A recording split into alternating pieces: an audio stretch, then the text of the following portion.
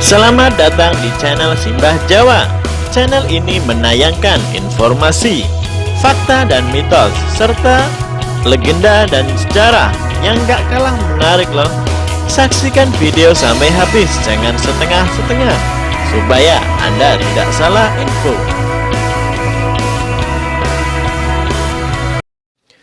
Assalamualaikum warahmatullahi wabarakatuh. Kembali lagi di channel Simbah Jawa. Hari ini kita akan membahas tentang Satria Piningit, penjaga hukum kehidupan. Sebelum pembahasan, alangkah baiknya like, share, dan subscribe. Baiklah hadirin sekalian, hari ini akan kita bahas tentang Satria Piningit, penjaga hukum keadilan dalam kehidupan. Satria Piningit merupakan sosok manusia yang benar-benar menjaga hukum. Sangat mustahil baginya untuk berbuat kesalahan.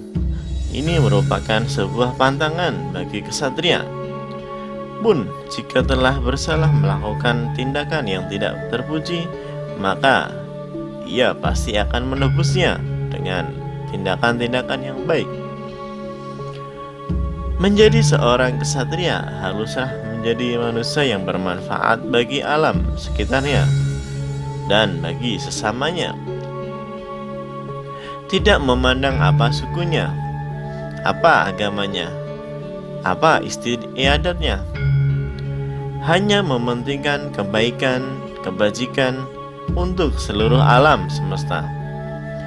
Bisa menjadi pandu untuk bumi dan tauladan untuk sesamanya.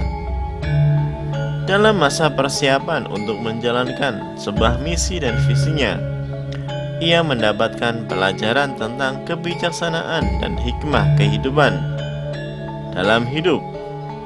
Bagaikan di penjara, ia disembunyikan oleh waktu, mendapat perintah untuk diam, tidak boleh terlihat menonjol di lingkungan sekitarnya.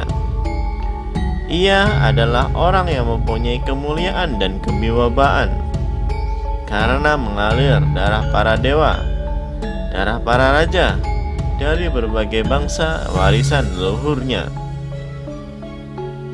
Keturunan raja dari bangsa Cina, keturunan raja dari bangsa Muhammad, Ali bin Abi Thalib, keturunan dari Raja Sriwijaya, keturunan dari Majapahit, dan mempunyai hubungan sangat erat dengan keluarga Pajajaran. Ia dibesarkan di suatu tempat, tanah yang mempunyai sejarah besar Nusantara. Namun, ketika remaja, ia berkelana ke arah barat dari tempat asalnya, melakukan sebuah hal yang biasa melepas derita seseorang, tanpa berharap pujian atau imbalan.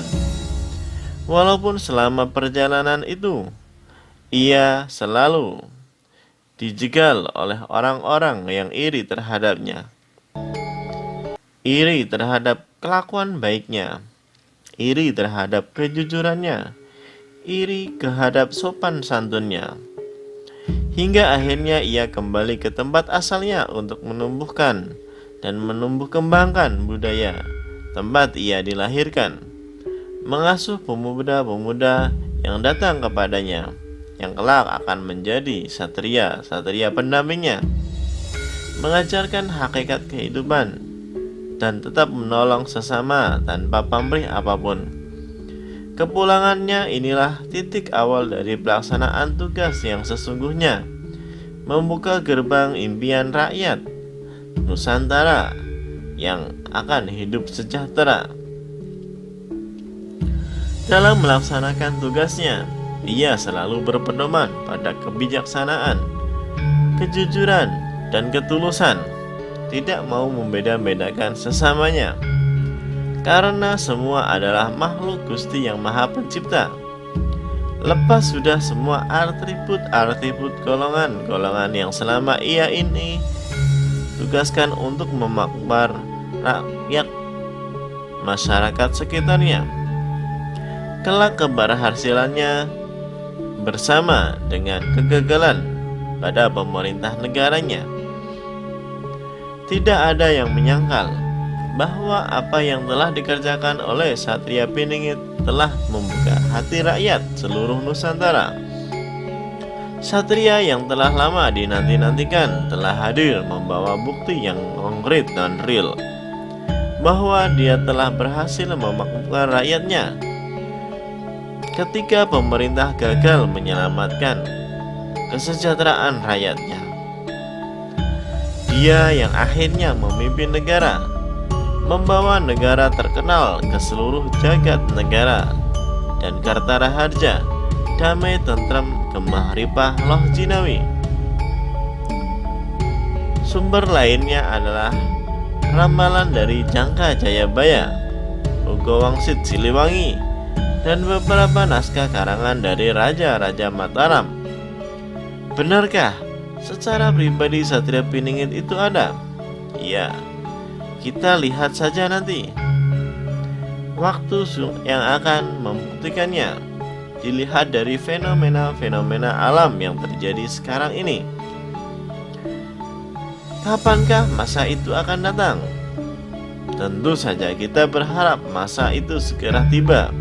Namun, sebelumnya marilah kita urai sedikit demi sedikit benang-benang yang kusut agar terurai menjadi benang yang halus dan rapi satu persatu. Menurut pemikiran saya, orang yang masih awam ini, Satria Piningit bukanlah mengacu pada sosok pribadi saja, namun bisa diartikan sebuah gambaran yang merupakan fenomena-fenomena alam bagi seluruh kehidupannya. Sebuah zaman di mana spiritual akan mewarnai kehidupan di negeri ini, bukan lagi liberalisme, komunisme, atau kapitalisme, maupun fanatisme terhadap agama. Dalam serat-serat kuno tersebut disebutkan tentang kode-kode gaib yang akan menandai kemunculan zaman. Misalnya, Bocah Angon, Gunung Merapi meletus, Sabda Balon yang turun dari moksa, dan lain sebagainya. Lalu, apakah tafsir Satria Piningit pada diri kita itu sendiri?